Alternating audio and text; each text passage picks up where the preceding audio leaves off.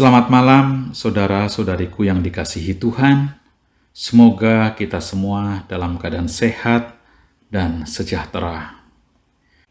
Kita patut bersyukur kepada Tuhan karena kasih dan penyertaan-Nya serta kesetiaan-Nya yang tidak pernah berhenti mengasihi kita. Saudara, berapa kali saudara mengalami jatuh bangun dalam menjalani kehidupan ini? Sebenarnya bukan masalah berapa kalinya, dan juga bukan soal berat ringannya kisah hidup saudara. Yang jauh lebih penting adalah bagaimana perjalanan iman dan bagaimana saudara membangun kualitas hubungan saudara dengan Tuhan dalam peristiwa-peristiwa itu. Malam hari ini, Selasa 22 November 2022, kita akan kembali belajar dari penggalan kisah perjalanan hidup umat Tuhan di masa lampau. Marilah sebelum kita merenungkan firman Tuhan, kita memohon hikmat dan pertolongan Tuhan dengan berdoa. Ya Tuhan, kiranya Roh-Mu yang kudus menerangi hati, jiwa, dan pikiran kami, agar kami memahami firman-Mu, dan agar kami hidup seturut dengan kehendak-Mu. Amin. Pembacaan Alkitab dari kitab Nabi Yeremia pasal 30 ayat yang ke-22. Demikian firman Tuhan. Maka kamu akan menjadi umatku, dan aku akan menjadi Allah-Mu. Saudara-saudaraku yang dikasihi Tuhan, Nabi Yeremia menghadapi sebagian umat Tuhan yang keras hati, tegar tengkuk, dan gampang mengeluh.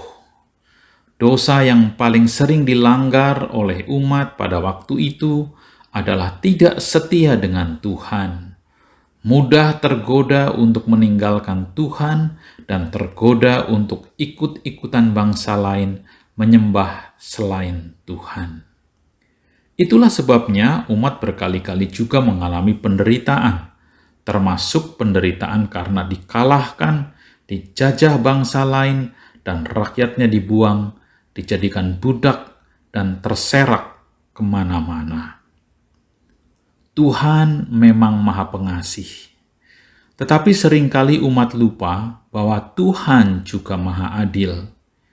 Jika umat kepunyaannya bersalah, maka Tuhan yang pengasih itu tetap bertindak adil dengan memberikan pelajaran atas kesalahan yang dilakukan umatnya.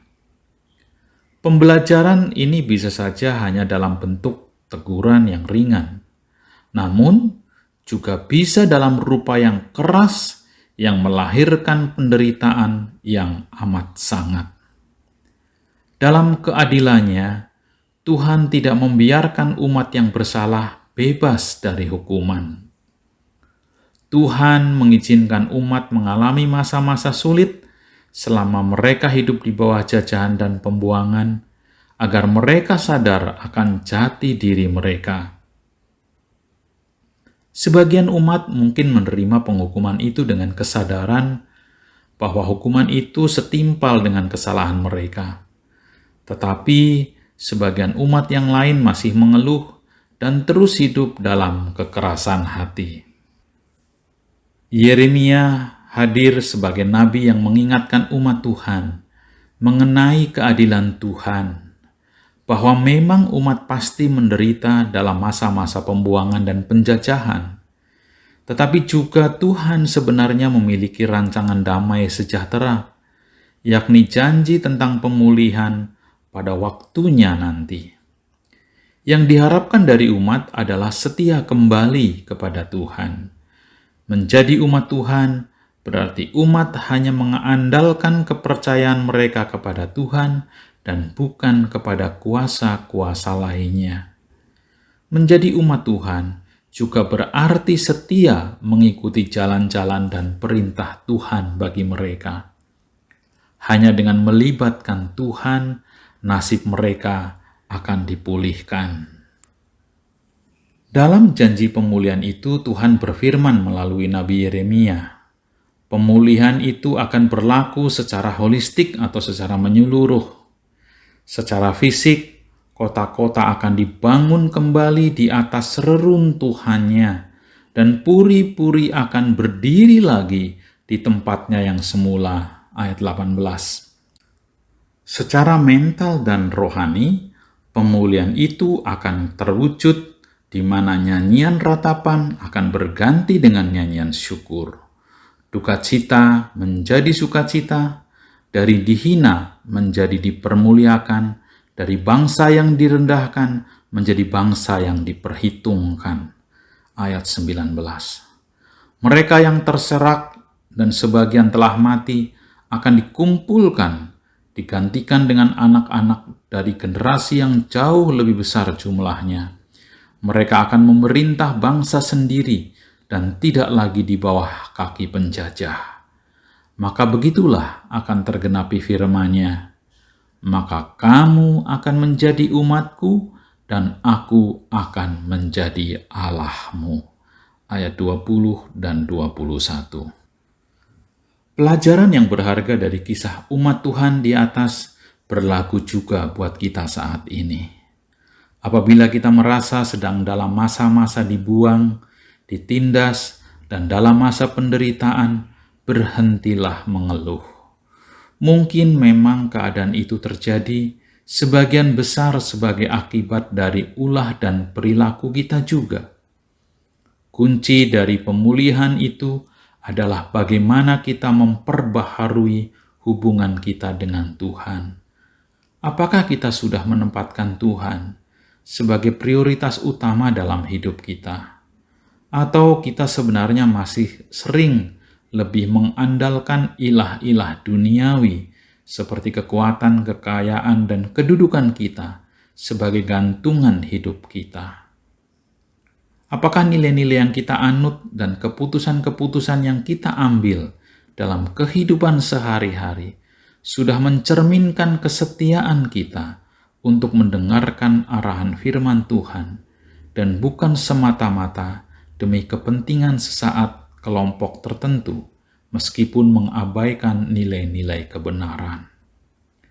Apakah tutur kata dan perilaku mencerminkan tutur kata dan perilaku yang menunjukkan kasih dan keadilan, atau sebaliknya? Makna terdalam dari janji Tuhan, maka kamu akan menjadi umatku dan aku akan menjadi Allahmu, bukan hanya terkandung rahmat, pengampunan, dan kasih Tuhan yang menjadi pembaharu dan pemulih dari keadaan kita, tetapi juga pada saat yang sama sebenarnya memanggil kita untuk menunjukkan kualitas hidup, perilaku hidup, keputusan hidup yang mencerminkan kualitas sebagai umat milik Tuhan. Saudaraku, pada saat kita merasa jatuh, tertindas, terbuang, ingatlah bahwa janji Tuhan untuk memulihkan umat-Nya masih berlaku juga bagi kita. Maka jangan keraskan hati, tetapi bercermin dirilah dan perbaharui hidup kita. Perbaharui pula relasi kita dengan Tuhan, dan nantikan janji pemulihannya digenapi. Amin.